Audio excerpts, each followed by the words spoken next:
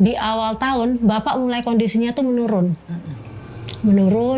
terus kita kenapa ya bapak ini ya kok nggak kayak biasanya gitu. Nah sebelumnya bapak itu sempat ngimpi dia didatengin orang tinggi besar, terus diinjek sininya, di dadanya tuh diinjek. Keadaan rumah itu mulai banyak teror gitu. Jadi sebelumnya itu pertama kali tetangga saya itu ngeliat gitu ada banaspati di belakang rumah.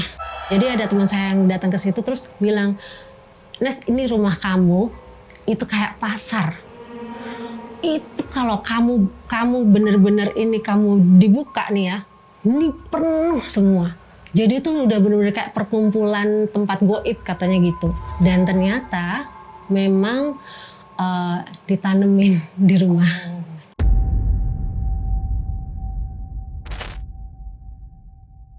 Assalamualaikum warahmatullahi wabarakatuh, sahabat mistis, kumaha daramang. Alhamdulillah. Terima kasih untuk kalian yang selalu support channel aku, Ria Puspita Official. Terima kasih buat subscribe, like, share, dan komen-komen yang baik untuk kita semua. Komen-komen yang memotivasi, komen-komen saran, masukan, terima kasih. Terus buat kalian-kalian yang mau jadi narasumber, boleh banget.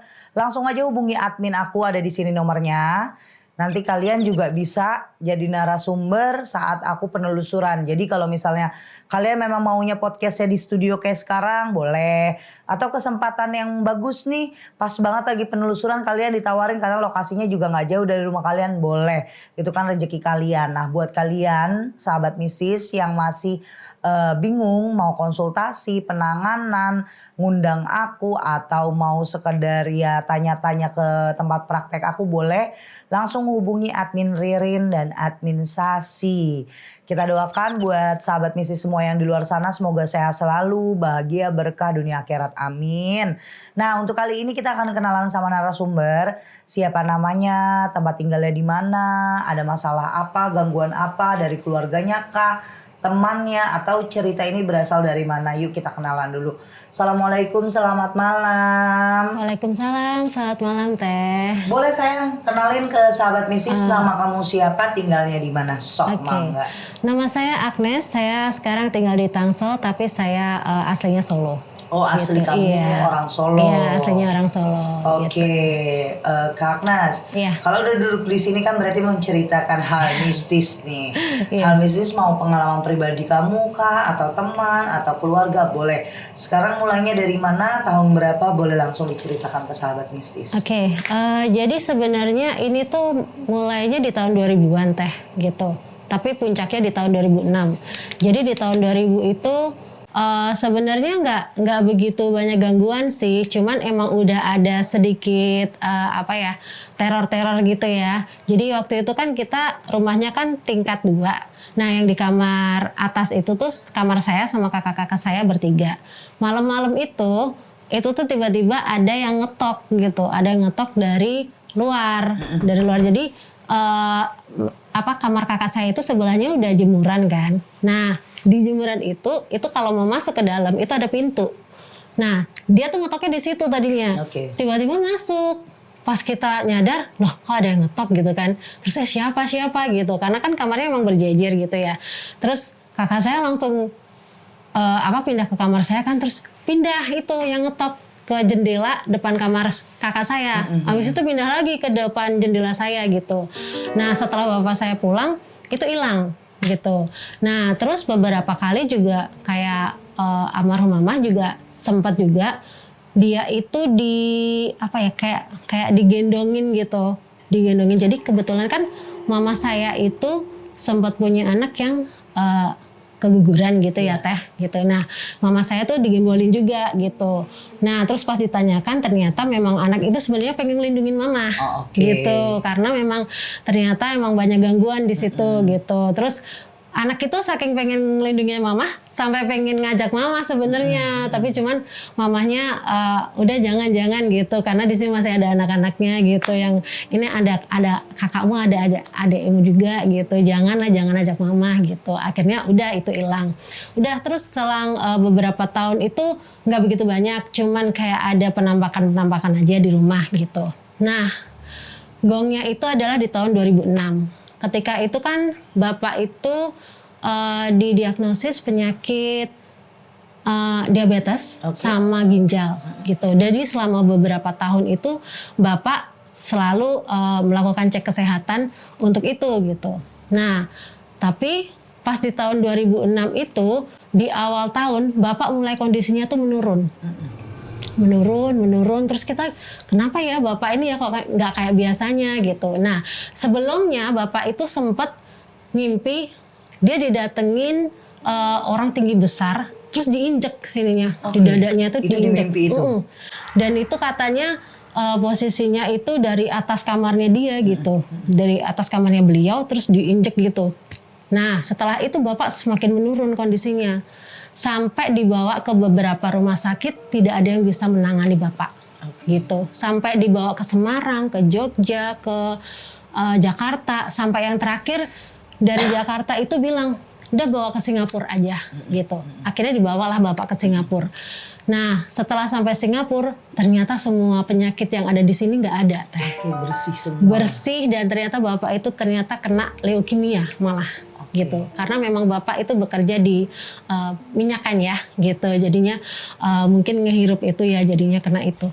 Nah, terus habis itu pas bapak di Singapura, keadaan rumah itu mulai banyak teror gitu. Jadi sebelumnya itu pertama kali tetangga saya itu ngelihat gitu, ada banaspati di belakang rumah. Tapi itu tepatnya itu saya merinding benar. Tapi itu tepatnya di belakang kamar bapak. Jadi itu emang pada waktu itu sempat dengar ada suara ledakan dar gitu. Cuman kita nggak tahu itu apa gitu kan. Terus ternyata besokannya si tetangga itu bilang, saya kemarin lihat ada bola api gitu di situ gitu. Terus setelah itu setelah si tetangga saya itu cerita, besokannya saya gantian gitu. Saya kok ini ya lagi duduk di teras gitu kan. Terus kan ini pintu utama gitu. Di sana itu ada jam yang gede itu, Teh. Nah, itu kan jam gede itu ada beginiannya ya. Kayak zaman dulu itu ada buat dengung gitu kan. Di situ itu mantulnya ke sana. Nah, itu pertama tuh saya lihat, oh itu apa ya? Ada cewek tuh segini rambutnya. Pertama tuh jauh. Terus tiba-tiba pas dia kesini lagi, saya lihat lagi kok makin dekat gitu. Terus saya langsung, itu apaan gitu kan. Nah, ternyata teman-teman saya baru bilang semua, setiap orang baru yang tinggal di situ atau siapapun itu yang nggak dikenal itu juga dapat gangguan ternyata, Teh, di situ. Iya, dapat teror. Jadi sempat ada yang dimimpiin ditarik lah kakinya, ada yang tiba-tiba diusir, diteriakin suruh keluar gitu-gitulah gitu. Dan itu terjadi pasti pertama kali dia tidur di situ gitu, di rumah saya gitu. Siapapun itu gitu. Sampai teman saya yang udah beberapa kali di situ aja juga tetap masih diteror setiap tidur di situ. Tapi dia nggak mau cerita gitu. Terus akhirnya dia cerita, Pim, aku lihat itu tadi di sana tuh kok kayak ini ya pakai sarung terus duduk di balkon, siapa? Hah? Nggak ada loh gitu, nggak ada bapak-bapak lagi di sini gitu. Terus siapa? Nggak tahu deh gitu. Terus habis itu semakin terornya itu semakin kenceng, Teh, gitu. Karena saya ngelihat ada banaspati lagi, itu dari depan. Posisinya dari depan. Jadi pagar gitu, terus tapi dia nggak bisa masuk. Nah, pada waktu itu ternyata udah dipagerin sama teman saya gitu. Jadi ada teman saya yang datang ke situ terus bilang, Nes, ini rumah kamu itu kayak pasar. Itu kalau kamu bener-bener ini kamu dibuka nih ya, ini penuh semua. Jadi itu udah benar-benar kayak perkumpulan tempat goib katanya gitu. Terus habis itu sampai teman saya tuh menyarankan coba panggil kiai. Kita panggil teh, kita panggil, nggak berhasil. Terus ini kenapa ya? Kok nggak bisa kok mental terus gitu? Kenapa nih kok mental terus ya? Kok sampai kita manggil satu tim yang yang sampai ditarik-tarik gitu teh gitu. Nah itu ada 7 orang waktu itu juga nggak bisa. Nggak bisa juga. Nggak bisa. Dan itu sampai mereka itu sampai ada yang muntah, sampai mereka tuh ada yang pingsan, terus sampai mereka tuh ada yang benar-benar yang mediatornya tuh sampai lemes banget gitu. Terus kata dia ini nggak bisa sekali katanya gitu. Ini nggak bisa sekali, ini harus berulang kali. Terus akhirnya kita nggak ada yang berani tidur di kamar kan, jadi kita tidurnya tuh di luar. Itu aja kita tidur bareng-bareng di ruang tamu, itu masih digangguin teh. Apa gangguin? Dimimpiin, di dalam mimpi. Sampai teriak-teriak gitu. Ada satu tuh tidur di depan pintu, itu sampai teriak-teriak gitu. Kayak gitu-gitu kan. Tolong gitu. Terus dibangunin, kenapa gitu. Tadi ada yang orang tinggi besar katanya. Gitu kan, orang tinggi besar gitu. Terus setelah itu ada yang cerita, oh dulu bapak juga sempat ada dinampakin orang tinggi besar juga gitu. Nah setelah itu akhirnya terakhir kita udah hopeless ya, maksudnya aduh gimana ya kok gini terus, dan kebetulan waktu itu kakak abis punya bayi kan teh. Bayinya tuh rewel terus. Jadi ponakan saya tuh rewel terus gitu kan. Rewel terus dia nangis terus. Akhirnya kita harus cari solusi nih. Nah ternyata ada yang bilang sasarannya itu ada di saya untuk dikirim ke saya sama ke ponakan saya yang paling kecil sama ke bapak. Nah karena bapak nggak ada, jadi semua serangan tuh ke saya sama ke ini ponakan saya gitu. Ada di rumah kan. Cuma dia nggak bisa masuk karena udah dipagerin gitu kan. Nah tapi pas saya keluar rumah, saya sekolah, kan waktu itu saya masih SMA ya. Saya sekolah, di sekolah tuh saya diikutin terus teh. Jadi tuh sampai saya istilahnya nggak tenang lah. Kemana tuh ada tuh lewat cewek. Habis itu saya lagi nyender di tembok gitu ya. Di belakang itu tuh ada yang ini kayak kuku krek gitu. Krek kayak gitu-gitu. Saya nengok kan nggak ada. Terus waduh gimana ya gitu. Takut ya sebenarnya, tapi cuman mau gimana lagi gitu. Jadi bener-bener nggak bisa tenang hidup saya gitu kan. Terus pada akhirnya pas bapak pulang lagi dari Singapura itu teror hilang teh. Terornya hilang sampai 3 bulan bapak di rumah sakit Jogja. Setelah bapak meninggal, nah itu mulai lagi dan ternyata memang ditanemin di rumah. Jadi ada 7 tembok yang ditanemin benda sama saudaranya bapak gitu pada waktu itu. Dan 7 benda itu baru terungkap setelah bapak nggak ada gitu. Tujuannya ya pengen pengen menguasai hartanya bapak gitu. Nah setelah itu dipikir kan udah ya gitu, sampai situ aja gitu kan gitu. Ternyata bapak itu dulu pernah ada perjanjian teh gitu, bukan pesugihan sih. Perjanjian? Kurang tahu, tapi bapak itu sempat sebelum meninggal itu belum sempat untuk mengucap janji itu gitu teh. Jadi akhirnya dampaknya sekarang ke anak-anaknya jadi jadi kayak perekonomiannya, terus kayak kehidupannya itu semua itu drop gitu. Dan kakak saya pun juga kayaknya, saya nggak tahu itu kena dampak dari perjanjian bapak atau enggak gitu. Kakak saya itu terkadang suka kayak orang nggak sadar teh. Jadi tiba-tiba kayak orang kesurupan. Terus misalkan dia lagi sedih banget atau dia lagi emosional banget, dia tuh kayak orang kesurupan, tahu-tahu nangis sendiri, tahu-tahu ketawa sendiri, tapi posisinya tuh merem matanya. Dan waktu itu sempat beberapa kali dia udah ambil pisau mau bunuh diri teh. Iya. Jadi untungnya ketahuan sama saya waktu itu gitu. Terus gagal kan, terus kita jagain lagi masih kayak gitu. Itu sampai berapa hari ya, kalau nggak salah sih 5 harian gitu. 5 harian itu kakak itu seperti itu. Akhirnya dibawalah ke tempat orang pintar gitu kan, disembuhkan biar ini udah tenang. Cuma nyampe sekarang kadang masih kambuh. Ada ya, iya, masih ada. Masih kambuh. Bekas itu tuh kambuh-kambuhan ya, on off lah ya. On off gitu teh. Nah terus yang bikin merinding lagi gitu ya, setelah bapak tidak ada itu, semua keluarga yang tadinya jahat sama bapak itu dibawa sama bapak. Jadi selang bapak 40 hari meninggal, itu ada yang meninggal lagi. Terus habis yang meninggal ini 40 hari ada yang meninggal lagi. Terus sampai habis teh.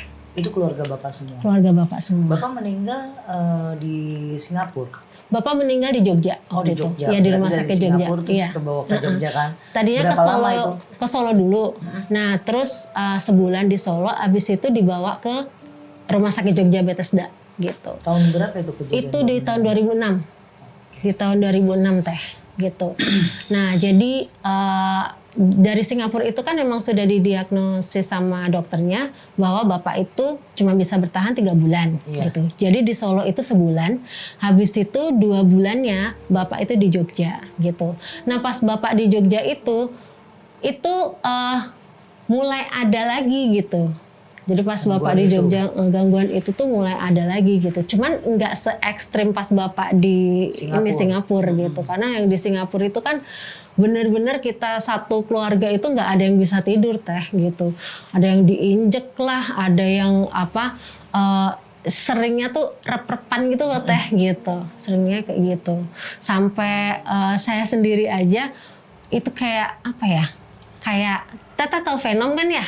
Venom yang di Spider-Man yang hitam itu tuh kayak gitu wujudnya.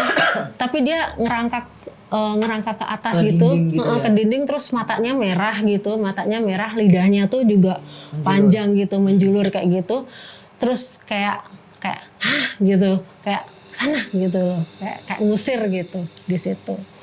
Terus pas bapak nggak ada, ya itu baru keungkap semua. Ternyata memang ada ditanamin sama saudaranya di 7 titik itu, tapi di tembok gitu. Di dalam tembok. Ya, selain di situ ditanamin juga di tempat usahanya bapak juga gitu. Bapak usaha apa sayang? Bapak dulu usahanya SPBU. Oh. Iya, sama ada ini dulu sih. Bapak itu kan juga di dunia musik juga dulu. Lumayan ada nama lah dulu, zaman dulu di Solo gitu kan. Jadi bapak itu juga sering dapat kiriman kayak orang tuh banyak yang pengen welas asih gitu loh ke bapak gitu loh teh gitu. Jadi emang katanya bapak itu nggak kuat, lama-lama nggak kuat fisiknya karena itu tadi dari kiriman tadi, dari yang ditanemin itu, terus dari orang-orang yang pengen welas asih ke bapak. Terus sama satu lagi dari perjanjiannya si bapak. Ya, perjanjian bapak sendiri. Cuman yang perjanjian ini memang kita nggak ada yang tahu teh sama sekali gitu. Bentuk perjanjiannya apa atau perjanjiannya seperti apa nggak ada yang tahu ya. Tapi katanya perjanjian itu tuh jadi kayak ngejedot apa namanya rezekinya bapak yang harusnya di masa depan tapi ditarik semua ke sekarang gitu loh, istilahnya kayak gitu. Katanya gitu. Katanya. Cuma kamu belum tahu jelas itu benar atau tidak gitu. Bener. Oke. Gitu. Nah, sepeninggalannya bapak, terus akhirnya keluarga bapak per 40 hari atau 1 bulan, terus itu ada yang meninggal. Akhirnya bagaimana setelah itu Kak Agnes? Akhirnya kita kan move ya. Kita move dari Solo, kita pindah ke Jogja waktu itu. Dan memang sudah tidak ada gangguan, cuman memang terkadang kita masih dicari sama keluarganya bapak gitu. Untuk? Nggak tahu juga teh. Tapi terakhir tuh kayak kita tuh masih punya apa gitu ya. Sama mereka tuh pengen diambil gitu. Nggak tahu kenapa gitu. Sampai sekarang usaha bapak masih ada SPBU-nya? Udah nggak ada. Udah nggak ada. Dari tahun kapan itu nggak ada lengser? Itu dari tahun berarti setelah bapak meninggal itu bertahan sekitar tahun 2012 2013an deh itu. Oh cukup lama juga Iya, ya. cukup lama. Itu yang ngebantu perekonomian keluarga juga. Pada waktu Terus itu. ditutupnya kenapa? Ditutupnya, nah itu tadi teh, karena kakak saya itu kena terlibat masalah. Terus kata orang pintarnya gitu ya, kata orang pintarnya pada waktu itu memang ini pengaruh dari perjanjian si bapak gitu. Akhirnya si kakak saya itu kena masalah dan dia tiba-tiba kayak orang kesurupan gitu yang tadi saya cerita, yang kayak orang kesurupan terus dia teriak-teriak sampai mau bunuh diri gitu kan gitu. Dan itu sampai terjadi sampai sekarang. Dan terakhir itu pas di Jogja kakak itu sempet teriak kayak, mama aku derek gitu, mama aku ikut gitu, mama aku ikut gitu. Mamamu juga sudah tidak ada? Sudah tidak ada di tahun 2022 kemarin teh. Oh baru ya baru. mamamu ya. Nah kalau sekarang hubungan kalian semua nih, kamu dengan keluarga kamu, dengan kakak kamu, adik kamu, itu hubungannya bagaimana dengan keluarga papa, almarhum papa? Kita akhirnya lost contact kita gitu, karena terakhir itu dicari juga kayaknya kita takut sih ya, karena kenapa nih dicari, kita kan udah nggak ada apa-apa gitu ya, kok dicari kenapa gitu. Kamu taunya dari mana? Karena dari keluarga mama, keluarga mama kan kebetulan di Solo dan keluarga bapak ada yang di Solo juga. Nah nyari ke keluarga mama gitu, ini kemana ya gitu, ini kemana ya ponakan-ponakanku nih pada kemana gitu. Nah kita nggak mau ngasih tahu kita ada di mana gitu, karena udah cukup lah, terakhir sampai kita habis-habisan pun juga mereka masih ada yang nanem lah gitu kan, masih ada yang ngirim lah kayak gitu. Dan sampai kita ngejual rumah pun, rumah itu kan akhirnya dijual teh, itu pun juga masih banyak gitu, masih banyak yang ngirim ke situ gitu. Sampai terakhir itu saya dengar rumah saya dirobohin, udah dibeli terus dirobohin karena banyak gangguan teh di situ katanya. Oh si yang beli itu? Iya, si yang beli itu juga kena. Dan waktu itu terakhir tuh tetangga saya itu cerita, itu kan rumah saya di tingkat 2 gitu ya. Nah yang di sebelah sana itu kan jemuran tadi. Itu katanya maghrib itu ada ayam terbang dari situ teh, dari atas itu. Dari atas jemuran itu ke bawah gitu, ditangkap sama tetangga saya itu gitu. Padahal rumah itu udah kosong. Ayam? Iya, ayam hitam itu jatuh katanya gitu. Terus habis itu ada yang bersih juga, katanya kerannya tuh kebuka sendiri gitu. Jadi rumah itu terus ada teror iya. Ya. Nah kalau keluarga kamu itu penyelesaiannya manggil orang bisa atau ya udah begitu aja? Waktu itu sempat manggil kan teh beberapa itu. Terakhir itu yang kita panggil itu kayak kiai gitu. Nah dia yang akhirnya bisa agak meredam itu kan. Nah dia waktu itu sampai bikin kaligrafi teh. Yeah. Jadi beberapa kaligrafi dia tuh harus puasa gitulah bikinnya gitu. Dan itu untuk ngejagain rumah gitu. Karena memang menurut dia ini nggak bisa nih gangguannya emang dari dalam gitu, ada di sini. Cuman dia waktu itu belum bisa ngelihat kalau itu ada yang ditanam gitu. Akhirnya sama dia dibikinin kaligrafi itu, ditaruh di setiap kamar. Nah itu udah mulai reda tuh. Dan itu sampai bapak udah nggak ada pun juga itu udah agak mereda gitu. Walaupun memang masih ada gitu. Kadang saya suka tiba-tiba tuh diliatin gitu kan, diliatin cewek lah gitu, terus nanti siapa diliatin yang gede tinggi itu gitu. Nah setelah itu dia menelusur lagi nih, si kiainya ini menelusur lagi, terus dia nemu, wah ternyata ini permasalahannya gitu. Permasalahannya ada di ini, belum dibongkar nih, ada 7, dicari itu sampai 3 hari teh, karena kan kita nggak tahu ya nanamnya di mana. Itu ada di teras, terus di ruang tamu, di dapur, yang pokoknya di kamar juga ada, di belakang juga ada gitu kalau nggak salah. Yang sisanya saya lupa di mana. Berbentuk barang atau gimana? Berbentuk barang kantong gitu teh, kantong isinya? hitam. Isinya, aduh lupa lagi, kayak kalau nggak salah sih waktu itu tuh ada kayak garamnya, terus ada kayak nggak tahu daun apa ya itu ya, bunga-bunga apa gitu isinya itu. Oh tapi di setiap lokasi yang ditemuin itu selalu ada bungkusan? Iya, ada bungkusan hitam itu yang ditanamnya tuh di tembok gitu. Itu ada 7 titik. Ada 7 titik dan ketemu 7-7-nya? Ketemu 7-7-nya, tapi nggak langsung ketemu. Waktu itu ketemunya berangsur ya? Berangsur kan, ini di sini. Terus akhirnya dicari lagi, oh ini di sini gitu. Terus dicari lagi, oh ini di sini gitu. Gitu, sampai akhirnya 7 itu. Sampai sekarang kamu ngerasain masih ada terornya? Sekarang sih udah enggak, alhamdulillah, gitu. Kamu sudah menikah? Sudah. Sudah punya anak? Sudah. Sudah, berarti suami kamu dan anak kamu udah besar atau? Anak saya sudah SMP, yang satu SD. Sudah mengerti dengan kisah ini atau kamu nggak ceritain? Enggak ada yang tahu. Cuman mungkin suami saya yang tahu gitu. Tapi kalau untuk anak-anak enggak, ya. Gitu. Oke, ada yang mau ditanyain ke aku lagi atau kamu mau cerita yang mana nih, belah mana atau case yang mana atau masalah yang mana yang kamu lupa, boleh? Boleh. Sebenarnya saya sih lebih penasaran ke yang perjanjiannya Bapak itu sih Teh gitu, karena kok kata orang-orang itu ada pengaruhnya sampai sekarang di kehidupan saya dan kakak-kakak saya sekarang gitu. Nah mungkin kalau misalnya aku juga nggak dalemin ya, karena kalau orang cerita kadang bisa langsung aku notice, bisa enggak. Kamu sendiri aja nggak tahu kisi-kisinya yang kayak gimana. Kita perjanjian itu sangat banyak, ya banyak banget gitu. Apa perjanjian apa. Kalau dilihat cuma dari ceritanya doang, ini bukan saya dalemin ya.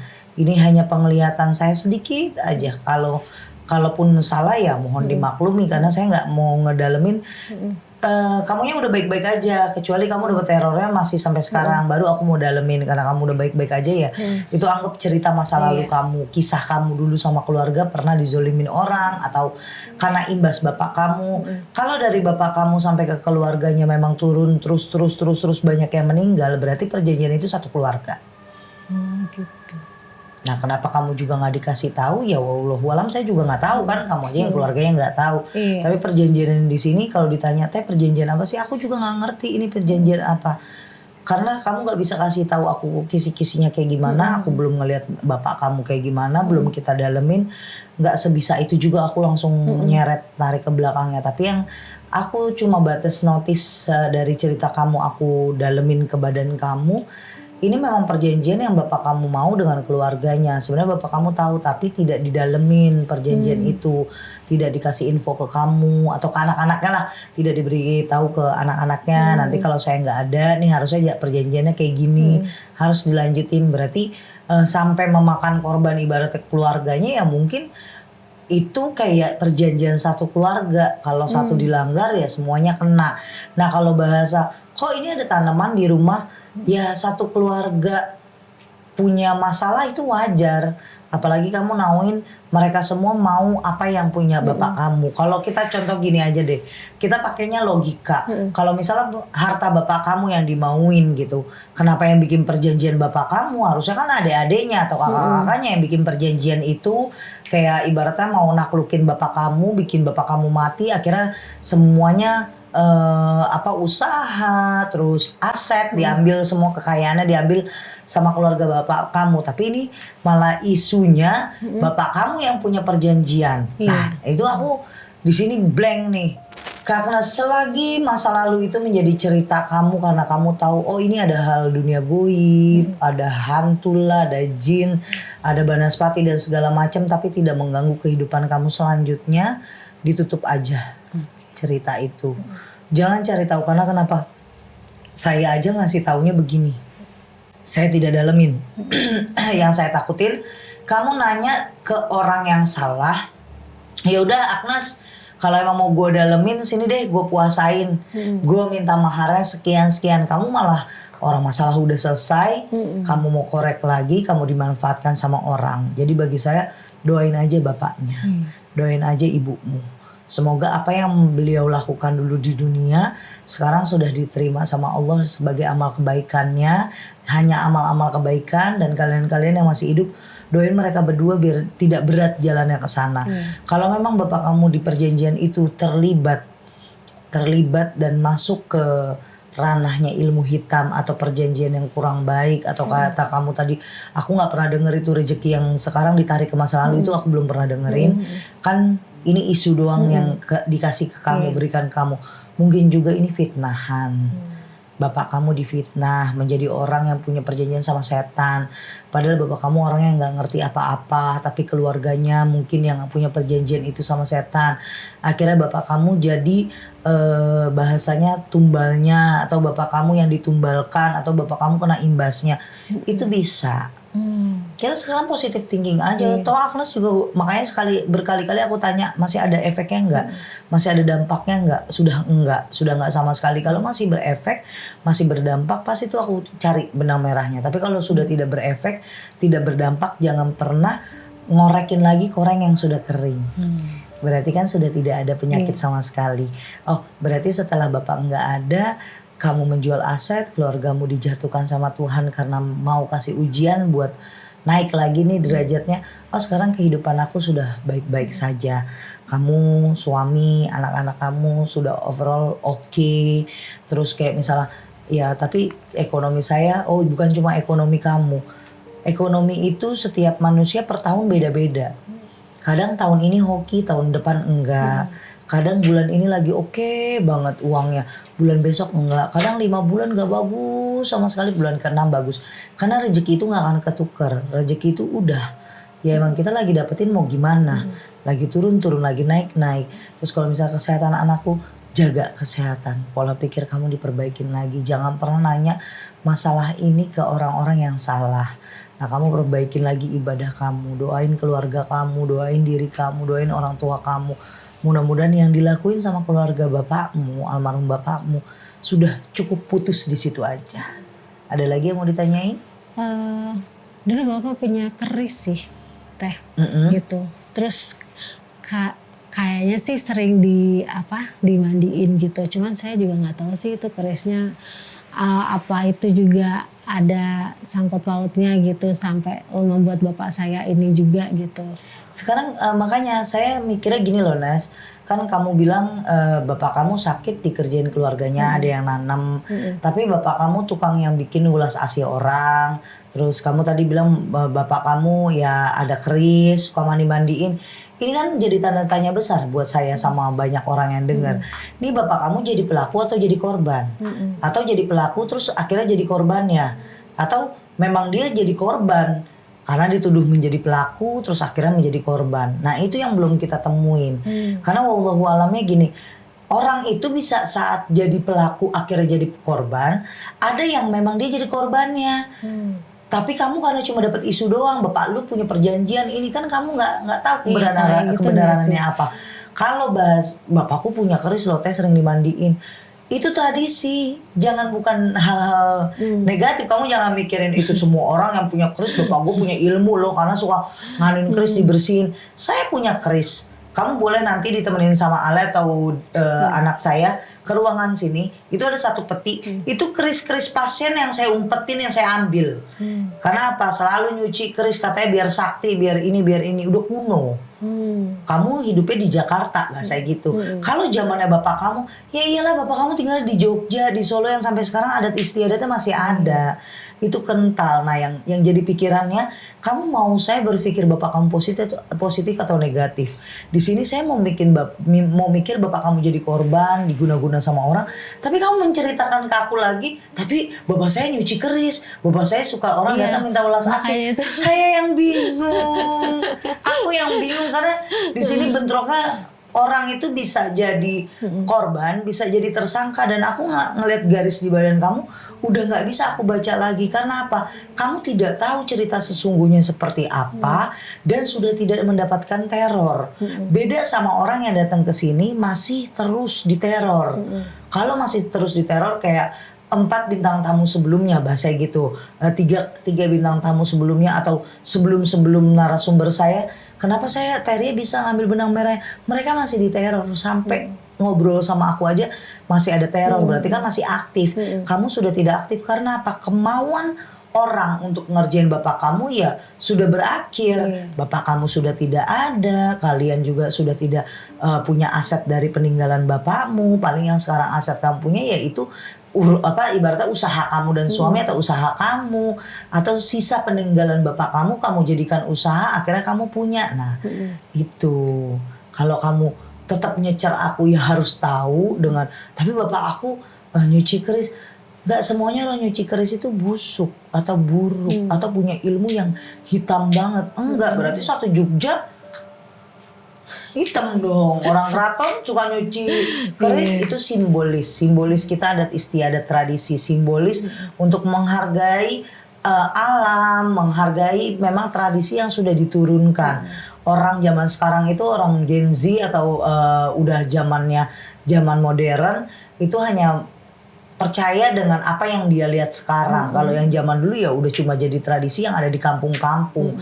Jadi kalau misalnya bapak kamu dulu suka nyuci keris, kamu akan shock dengan perlihatan banyak bapak saya dulu juga kita cuci keris karena kita Sunda, kita pakai wiwitan juga dulu. Tapi kalau kamu mau tahu perjanjian apa itu penting buat kamu, ya kamu puasain aja. Tapi kalau itu enggak sih, teh cuma pengen tahu doang, udah tutup cerita. Ada lagi? Enggak sih, kayaknya udah puas ya. Intinya gini, apa yang harus kamu pertanyakan itu suatu kebutuhan aja. Kayak misalnya kamu masih sakit, masih terus-terusan diteror. Nah, berarti kamu mempertanyakan hal yang memang kamu butuhkan.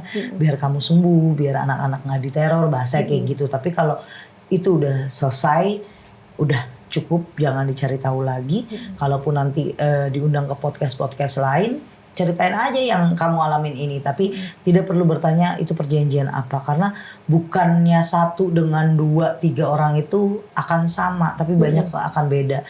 Asumsi saya dua-duanya, saya bisa bilang bapak kamu yang mempermainkan, bisa juga bapak kamu yang dimainkan, karena dari 2 pandangan sisi itu beda-beda. Saya bisa bikin bapak kamu memang dukunnya, bisa juga bilang bapak kamu yang jadi korbannya, bapak kamu yang jadi pemainnya atau bapak kamu yang jadi korbannya.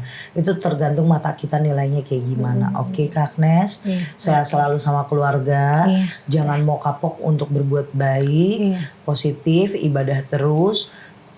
Keluarga yang hancur itu adanya cuma di hati sama pikiran. Jadi kalau kamu melihat keluarga aku dulunya sampai parah, begini dibikin orang, sekarang buat keluarga kamu, keluarga kecil kamu, suami dan anak-anak, jangan sampai anak kamu ngerasain apa yang kamu rasain. Oke?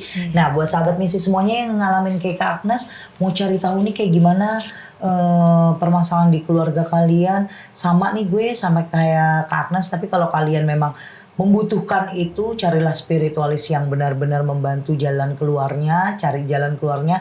Jangan malah menjerumuskan kamu ke bawah dan kejorok lagi ke bawah.